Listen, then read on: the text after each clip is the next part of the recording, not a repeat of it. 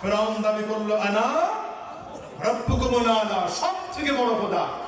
তো আল্লাহ পানি শুকায় দিয়েছেন, দুর্ভিক্ষ শুরু হলো, লোকজন আসছে পানি দেন, বলে আগামীকাল।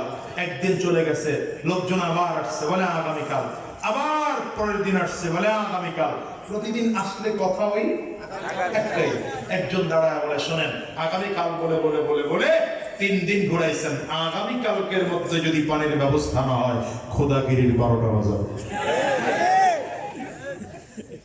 ফেরাউন লোকজন বিদায় করেছে ঠিক, খাওয়া দাওয়া বন্ধ, কারণ আগামীকালকের মধ্যে যদি পানির ব্যবস্থা না হয় খোদাগিরি তো টিকবেই না, নিজের অস্তিত্বই থাকবে না। যেখানে যাওয়ার আগে চেহারার অবস্থা কি হয়েছিল বুঝেন, আওয়াজ বুঝেন, 1 সপ্তাহ পরে আওয়াজ বুঝেন, আজকাল ভুলে যাবে।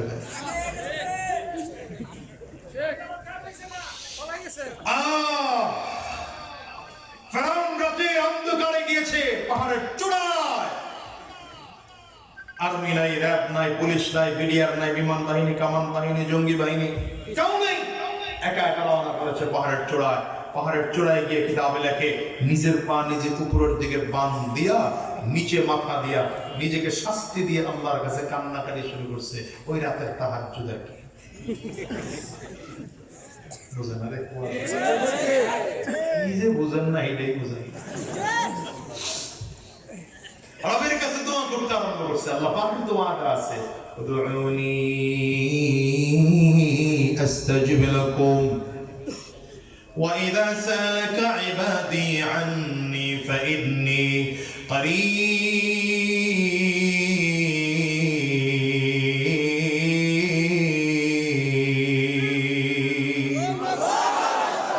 রব্বে কারীমের ওয়াদা আছে, আমার কোন বান্দা মুসিবতের মধ্যে পড়ে গেল, বিপদের মধ্যে পড়ে গেল, আমি আল্লাহ পাকের কাছে চাই তো আমি আল্লাহ বান্দার কাছে দাঁড়িয়ে যাই।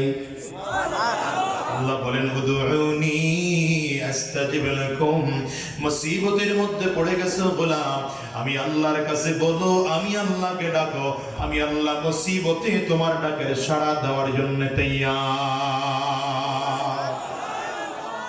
ফেরাউন আল্লাহ পাকের কাছে বলতে আরম্ভ করেছে, আল্লাহ মুসিবতের মধ্যে পড়ে আছি, আগামী কালকের মধ্যে যদি পানির ব্যবস্থা না হয় খোদাগিরি টিকবে না, আমি নিজেও বাঁচবো না। যেমন করে হোক আগামী কালকের মধ্যে পানির ব্যবস্থা করে দাও। রব্বে কারীম হাদিসে কুদসিতে বলেন, নবীজি বর্ণনা করেন, আনা ইনদা যান্নি আবদি বি, বান্দা আমার সম্পর্কে যেমন ধারণা করে আমিও বান্দার সাথে তেমন আচরণ করি। ফেরাউন তখনও যদি আল্লাহর কাছে ক্ষমা চাইতো, উলামায়ে কেরাম বলেন সম্ভাবনা ছিল আল্লাহ তাআলা তখন মাফ করে দিতে পারতেন, কিন্তু ফেরাউন আল্লাহ পাকের কাছে বলে, আল্লাহ আমার খোদাগিরি টিকা, আমার খোদাগিরি টিকা রাখো, আগামী কালকের মধ্যে পানির ব্যবস্থা করো, তাতে যদি আমার দুনিয়া লাগবে, আখিরাতে যদি কিছু না দাও কোনো আফসোস নাই। চিল্লায় জোরে বলেন নাউযুবিল্লাহ। আল্লাহ বলেন দিলাম তোমার, দিলাম দুনিয়া, কয়দিন টিকে রাখতে পারো ওইটাও তো দেখা দরকার। লম্বা সময় দোয়া করেছে ফেরাউন, লম্বা সময় দোয়া করে পাহাড়ের গর্তের ভেতর থেকে বের হয়। হঠাৎ করে মুখের মধ্যে তাকিয়ে দেখে একজন যুবক দাঁড়ানো আছে। যুবক সুঠাম দেহের যুবক, দেখলেই মনে হয় যুবকের অবস্থা বড় খারাপ, বড় খ্যাপিন্ন যুবক, বড় চেতা যুবক। দেখেই ডাক দেয়, খোদা আপনারা সারা দুনিয়া খুঁজলাম, কোথাও পাইলাম না, কেন করছো? বিচার নিয়ে আসছি। বিচারের জায়গা, সিংহাসনে যাবে, গেলে বিচার করবো। যুবক দাঁড়ায় বলে, সিংহাসনে যাব না, এখানে বসেই বিচার দেব, ফয়সালা এখানে বসেই দিবেন। ফয়সালা না শুইনা, বিচার না কইরা এখান থেকে এক কদম সামনে বাড়াবেন তো ঠ্যাং ভেঙা ফেলবো। কেমন খোদার খোদা, পাবলিক তারে থ্রেট দেয়, বুঝলেন? এইবার ফেরাউনের অবস্থা খারাপ। কি সমস্যা তোমার বলো? যুবক দাঁড়া বলে, আমার সমস্যা হলো, বিচার হলো কোন গোলাম যদি মালিকের বিরোধিতা করে, আর গোলাম হইয়া যদি নিজের মালিক বলে দাবি করে তাইলে তার কি শাস্তি হওয়া দরকার? বুঝেন নাই? কথা বলতে বলতে ফেরাউন পাহাড়ের চূড়ায় উঠছে, বারবার করে তাকায় কোন দিকে? ওই নদীর দিকে। পানি আসলো নি, রাতে যে দোয়া করলাম কবুল হইল নি, হঠাৎ দেখে পানি আসছে, বোঝা গেছে আমার দোয়া খুশিতে যুবকের দিকে তাকায় বলে, যে গোলাম মালিকের বিরোধিতা করবে আর নিজের মালিক বলে দাবি করবে তার শাস্তি হলো এমন পানির মধ্যে চুবাইয়া মারা। যুবক কাগজ কলম লাগায় দিছে, লিখে দিছে কোন গোলাম যদি মালিকের বিরোধিতা করে, গোলাম হইয়া যদি নিজেকে মালিক বলে দাবি করে তার শাস্তি হলো নীল দরিয়ার মতো পানির মধ্যে চুবাইয়া মারা। যুবক তো যুবকের জায়গায় চলে গেল। ফেরাউন এইবার এলাকায় ঢুকছে, মনে করলেন কি ক্ষমতা এখন কি পরিমাণ বাড়লো, 2024 ক্ষমতা এসে এখন আর কাউরে সহ্য হয় না। এইবার তো দুই একবার আগের বার যদিও টুকটাক ভোট টোট লাগছে, 2024 আসার জন্য ভোটই লাগে না, খালি ঘোষণা। জনগণ বিশ্বাস করে যখন প্রথম ক্ষমতায় বসাইছিল, দ্বিতীয়বার এসে বলে না এখন তো আমার ভোট দিবে না জনগণ, নিজস্ব কিছু কর্মী বানাইল। কর্মীরা ভোটের জনগণ কেন্দ্রে না আসলেও জনগণের পক্ষ থেকে ভোট নিজের। এমন ভোট বাংলাদেশে হয়েছে, চাচি ভোট কেন্দ্রের বারান্দায় করে যুবক দাঁড়ায় বলে, চাচি গিয়া লাভ নাই, ভোট দিয়ে গেছে। আপনারটাও দিছি, চাচারটাও দিছি। চাচি দাঁড়ায় কান্না করে, হে রে তোর চাচাই যাইসা ভোট দিয়া গেল গা, আমারে জানাইলি না।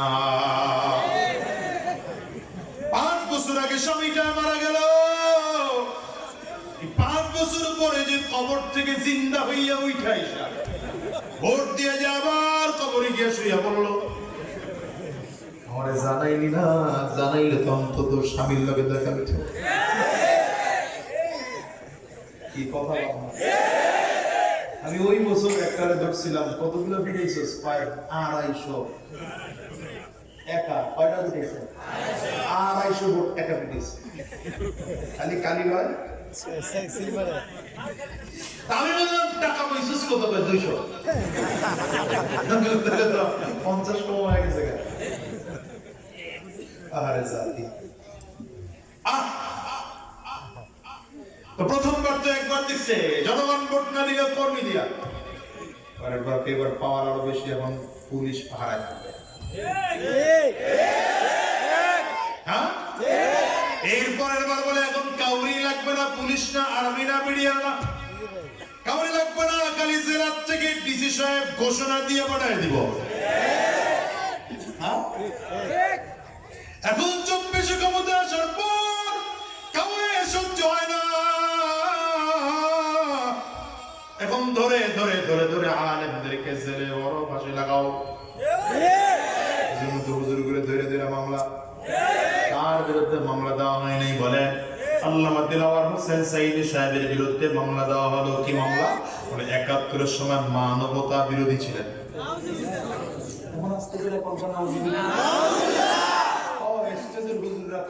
এই জন্য তো আওয়াজ হবে, ঘটনা কি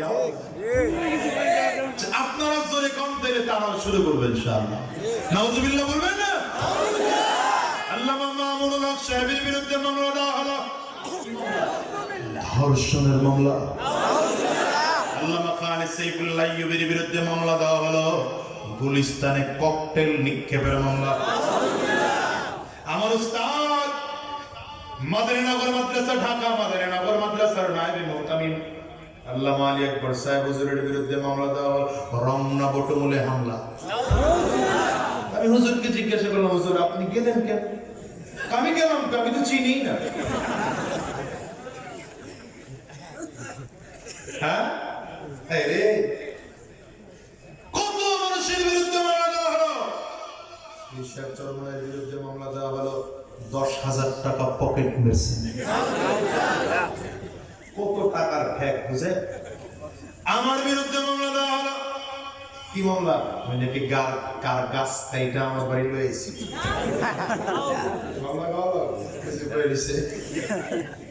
কোন প্রতিদিন 2টা 4টা 5টা করে প্রোগ্রাম থাকলে এই গাছ কাটার টাইম পেতে হবে। আমি বলি আমাদেরকে মামলা দিয়েছো, হামলা করেছো, চক্রান্ত করেছো, ষড়যন্ত্র করেছো।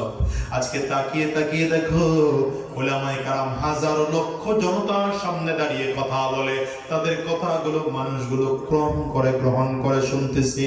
আমরা বুক টান করে কথা বলি, গলা উঁচু করে কথা বলি, মাথা উঁচু করে কথা বলি, কিন্তু তোমরা যারা মামলা করেছো, হামলা করেছো, চক্রান্ত করেছো, ষড়যন্ত্র করেছো, কলা পাতার বিছানায় ঘুমাইয়াও বাঁচতে পারো না। লুঙ্গি পড়েছো, প্যান্ট শার্ট খুলে লুঙ্গি পড়ছো, দাড়িটারে কামাইয়া চুলের মধ্যে কলম লাগাইছো, এরপরে মাছের ডলারে উঠছো, নিজের চাইল্লা বলে পরিচয় দিছো, তারপরও বাঁচতে পারো নাই। আমি বলি এটা তো দুনিয়ার ধারা। আল্লাহর দ্বারা কিয়ামতের ময়দানে নাই নাই নাই নাই আইসরে বলো নাই। আল্লাহর সামনে সেদিন দাঁড় করাবো, জালেমও দাঁড়াবে, মাসলুমও দাঁড়াবে, প্রত্যেকটা জুলুমে একটা একটা করে হিসাব নেওয়া হবে, একটা করে হিসাব নেওয়া হবে। দুই হাত উঁচা করে চিল্লা বলো ঠিক কেন? ছাড় তো হবে মনে করছো? মাত্র না পালাইছো, শুরু। আস্তে কয়, জোরে বলো, আস্তে কয় কে খালি খেয়াল করবে। রাগ করতেছে? প্রথম সব আসছে? আয় মাদ্রাসার মহোদয় সব আপনারা খুঁজে পাই না কি? আপনি স্টেজে আসুন। হ্যাঁ আসেন, আপনার সাথে কথা আছে। আল্লাহ, এই ফেরাউন এখন বুঝেন তো পানি নিয়ে আসছে, কি পরিমাণ ক্ষমতা বাড়লো। পয়গম্বর মুসা আলাইহিস সালাম এর সহ্য হয় না। আল্লাহ বলেন ঠিক আছে, যেহেতু তোমাকে সহ্য হয় না তাহলে তুমিও চলে যাও। পয়গম্বর মুসা আলাইহিস সালাম বিশাল উম্মতের বাহিনী লইয়া লোহিত সাগরের কিনারায়, কোথাও লোহিত সাগরের কিনারায়, লোহিত সাগরের কিনারায় চলে গেলে এদিকে তাকায় দেখেন ফেরাউনের লোক ডান দিক থেকে, বাম দিক থেকে, পেছন দিক থেকে। পয়গম্বর মুসা আলাইহিস সালামের উম্মতরা বলেন বাঁচার তো কোনো উপায় নেই। মুসা আলাইহিস সালাম বলেন টেনশনই করো না, ইন্না মাইয়া রাব্বি সায়াহদিন।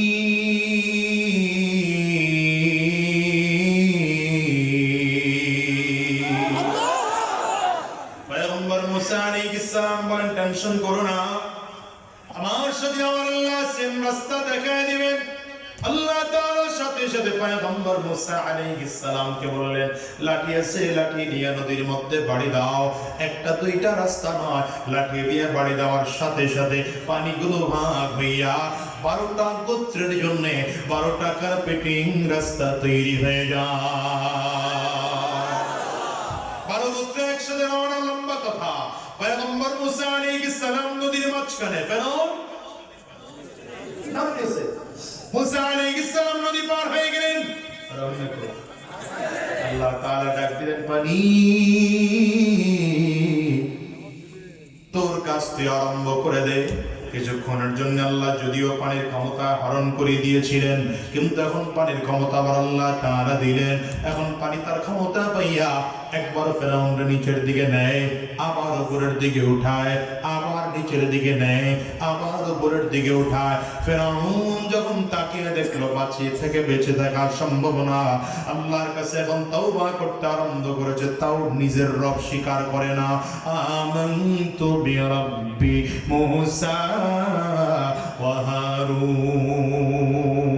এখনো নিজের আল্লাহ স্বীকার করে না, স্বীকার করে আল্লাহ মুসা আর হারুনের রবের উপর ঈমান আল্লাহ।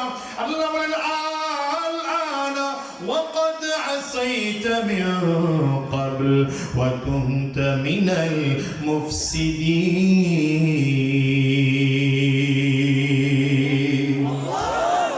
আল্লাহ বলেন এইবার ঈমান আনলে কাজ হবে না। সারা জীবন আলেমদের বিরোধিতা করেছো, সারাটা জীবন দেশের বিরুদ্ধে চক্রান্ত করেছো, ষড়যন্ত্র করেছো, কত অন্যায় অত্যাচার করেছো, এখন তওবা করলেও কাজ হবে না। আল্লাহ জিবরিলকে ডাক দেয়, তাড়াতাড়ি করো, ফিরআউন যেন সামনে কথা বলতে না পারে। জিবরিল আমিন আইসা নিচের থেকে কাদা উঠাইয়া ফিরআউনের মুখের মধ্যে বেড়ে দিল। মুখের মধ্যে কাদা বেড়ে দিলে ফিরআউন হা করে আছে। হঠাৎ করে লেখা সামনে দাঁড়া হলো, কোন গোলাম যদি মালিকের বিরোধিতা করে, গোলাম হইয়া যদি নিজেকে মালিক বলে দাবি করে, তার শাস্তি হলো নীল দরিয়ার মতো পানির মধ্যে চুবাইয়া মারা। ফিরআউন চিৎকার করে উঠছে, কি রে, আমার লেখা মনে হয়?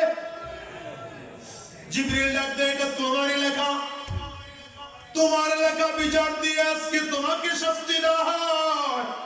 আয় বাংলার মুসলমান, মনে রাখো, আমি মোল্লা মানুষ বলে দিয়ে গেলাম, যারা 16 বছর ধইরা নিজেদের স্বার্থের জন্য বারবার সংবিধান সংশোধন করেছ, সংবিধান সংশোধন করেছ, আজ হোক কাল হোক এই সংবিধান দিয়াই ওই জালিমদেরকে বাংলাদেশে আইনা এই জনগণ ফাঁসির কাস্টে ঝুলাবে, রক্ষা করবে না।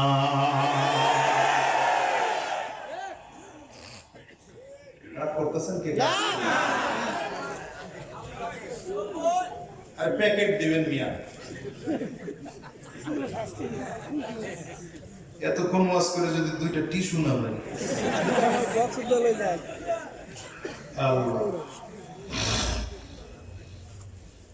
ফেরাউন তো এখন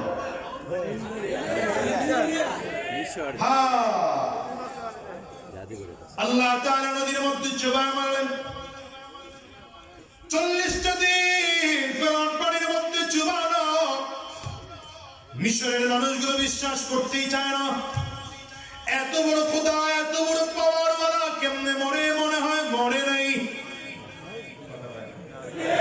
বিশাল পাওয়ার ওয়ালা, এত পাওয়ার ওয়ালা যে নিজেকে রব্বে আলা দাবি করেছে, রব্বুকুমুল আলা দাবি করেছে, এই খোদা কেমনে মরে? মনে হয় মরে নাই, মনে হয় মরে নাই। ওই যে আপনারা যেমন করে বিশ্বাস করেন নাই, এত বড় পাওয়ার ওয়ালা পালায় কেন? মিলে মিলে গেলে আমার কি করার আছে?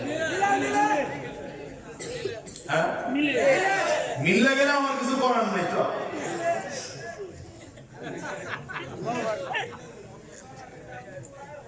40টা দিন পার হয়ে গেল।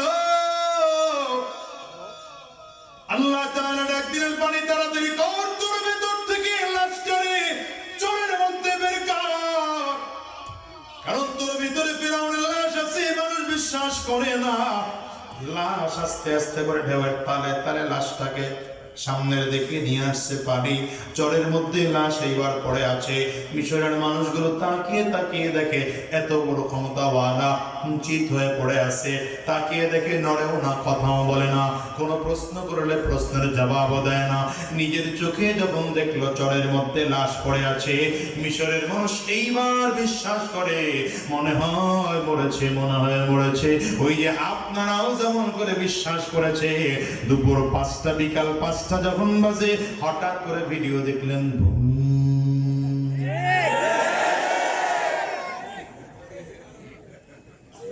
এখন আল্লাহ কি বলেন এটা বোঝার কথা। কোরআনে আল্লাহ এই কথাটা নকল করে দিয়েছেন। ফিরআউনকে লক্ষ্য করে একটা কথা বলেছেন, আল ইয়াউমা নুনাজ্জিকা বিবাদানিক লিতাকুনা লিমান খালফাকা আয়া। আই ফিরআউন, আমি আল্লাহ তাআলা তোর লাশটাকে চিরদিনের জন্য অক্ষত করে রাখবো, কোনদিন তোর লাশ নষ্ট হবে না, তোর লাশ ক্ষতি হবে না। আমি আল্লাহ পানি দিয়ে তোর লাশ নষ্ট করাবো না, বাতাস তোর লাশ নষ্ট করবে না, মাটি তোর লাশ খাবে না, ঘৃণায় মাটি তোর লাশ খাবে না, পানিতেও তোর ছুঁইবে না। তোর লাশটাকে আমি আল্লাহ কিয়ামত পর্যন্ত মমি করে রাখবো। কেন রাখবো জানো? দুনিয়ায় যত হারাম করেছে, দুনিয়াতে যত স্বৈরাচার আছে, দুনিয়ার যত জালিম আছে, তুই ফিরআউনকে দেখে দেখে যেন শিক্ষা গ্রহণ করতে পারে। আর যদি এর পরেও কেউ শিক্ষা গ্রহণ না করে, তাইলে এমন হয় দুপুরের খানা পাকানো থাকে, না খাইয়া পালাতে হয়।